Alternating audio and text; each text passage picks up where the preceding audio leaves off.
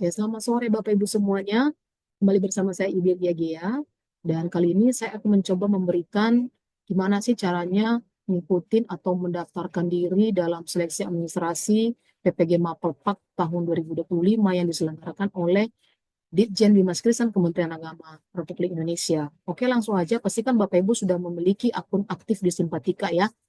Kita akan berkunjung ke simpatika.kemenag.go.id, kemudian pilih portal Simpatika Kristen, kemudian klik login di sebelah kanan dan login sebagai PTK. Tadi Bapak Ibu ketika login, Bapak Ibu login menggunakan nomor PAC ID dan kemudian password Bapak Ibu masing-masing ya. Nah, inilah berandanya Bapak Ibu setelah login.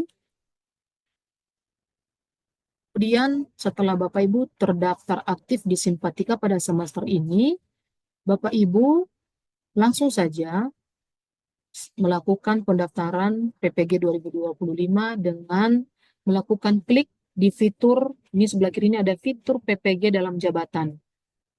Fitur PPG dalam jabatan, klik. Kemudian di sini ada notifikasi, halo Yarniati Lase, pendaftaran calon peserta sertifikasi berupa dalam jabatan 2025 telah dibuka mulai tanggal 5 Februari, berarti mulai hari ini, mulai tanggal 5 Februari 2025 sampai dengan 10 Februari 2025. Karena itu, kalau Bapak Ibu belum pernah mengajukan PPG dan hendak mengajukan, maka silakan klik ajukan PPG. Oke. Di sini ada beberapa tahap ya Bapak Ibu ya. Ada tahap 1 yaitu data ajuan, tahap kedua kelengkapan berkas, dan tahap ketiga itu penyelesaian pendaftarannya atau submit akhir. Silakan diisi nama perguruan tingginya. Ini hanya contoh ya. Kemudian nama program studinya, kemudian sesuai dengan edaran Dirjen Kristen pada surat edaran kami, kemudian jenjang mapel PPG yang diajukan, cara memilihnya adalah sesuaikan dengan jenjang di mana Bapak Ibu mengajar. Misalnya kayak si Ibu Yarnia Pilas ini kan mengajarnya di SD ya, maka dia memilih jenjang mapel PPG yang diajukan adalah SD. Kemudian mapel PPG yang diajukan adalah mapel pendidikan agama Kristen. Kalau sudah yakin dengan data di tahap 1 ini, maka silakan klik benar dan lanjut. Oke. Nah, Bapak Ibu sebelum melakukan pengunggahan beberapa berkas, jangan lupa Bapak Ibu melakukan unduh format surat pernyataan keabsahan dokumen. Ini ya, format surat pernyataan keabsahan dokumen. Harap lengkapi formulir ini. Klik unduh. Sistem akan membaca data Bapak Ibu secara otomatis dan Bapak Ibu tinggal mencetak, kemudian tanda tangan dan gunakan materai 10.000. Setelah itu silakan Bapak Ibu scan kembali dan unggah kembali ya. Oke, setelah di scan silakan unggah di sini ya. Kita unggah kembali surat pernyataan keabsahan dokumennya. Oh di sini, kemudian ya ini hanya contoh aja ya. Contoh file aja ya yang sudah sesuai ukurannya. Nanti Bapak Ibu tinggal sesuaikan dengan berkas Bapak Ibu sendiri.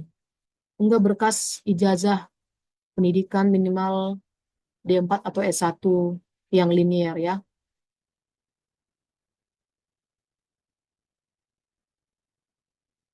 SK pembagian tugas dari satuan pendidikan. Nah, Bapak Ibu, untuk SK pembagian tugas dari satuan pendidikan ini itu 2 tahun berturut-turut ya. 2 tahun berturut-turut, misalnya 2023, 2024 dan 2024, 2025 gabung menjadi satu file, lalu silakan upload di sini.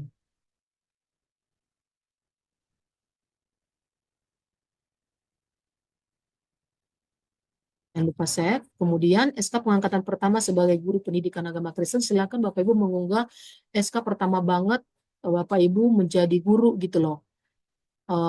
Itu tidak ada hubungannya dengan ketika Bapak Ibu sudah lulus P3, KK atau PNSK, itu kan terkait status kepegawaiannya, tetapi untuk sistem bisa membaca Bapak Ibu itu memiliki masa kerja yang memenuhi syarat, maka silakan upload saja SK pertama eh, sebagai guru pendidikan agama Kristen ya.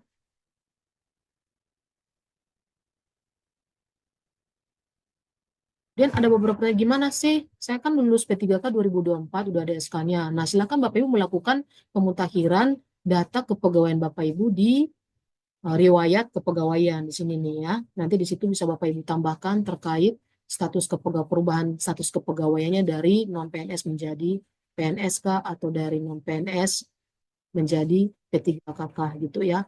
Kemudian berikutnya silakan upload juga kartu tanda penduduk. Kartu tanda penduduk. Klik simpan. Kemudian surat keterangan sehat jasmani dari pusat layanan kesehatan pemerintah, yaitu dari rumah sakit umum dan kemudian boleh dari puskesmas ya.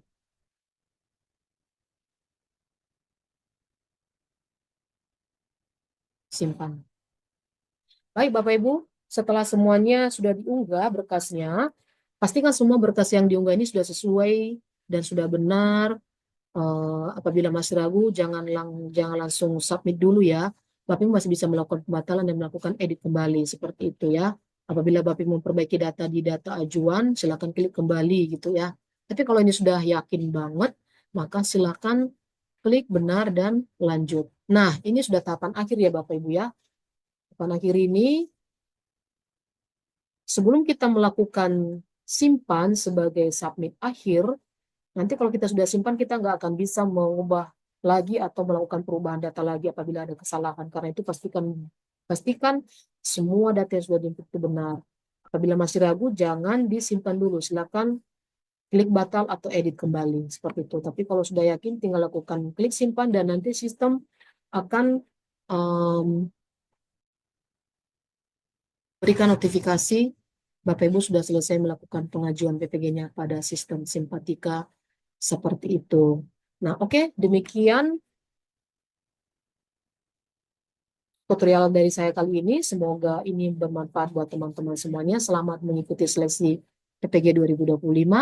Semoga sukses dan tetap semangat.